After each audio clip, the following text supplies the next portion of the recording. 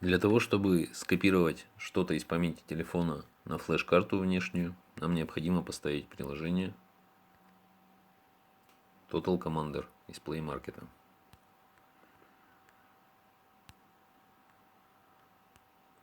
Так, вот оно.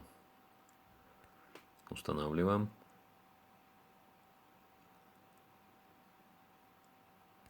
Открываем. Разрешаем.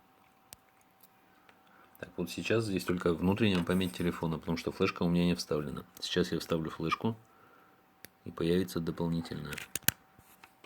Вообще программа имеет два экрана. Левый и правый. Меняются они нажатием вот на эти стрелки. Так, предоставляем все, что он просит. Вот появилась вторая карта памяти.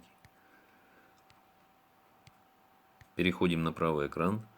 Выбираем внешнюю карту. То есть это то место, куда нам нужно скопировать файл. На левом экране ищем тот файл, который нам нужен. Как правило, он находится в загрузках. К примеру, это вот он. Ставим на него галочку.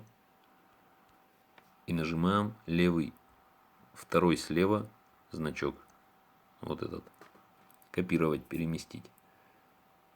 Тут ничего не меняем, нажимаем кнопку копировать. Все.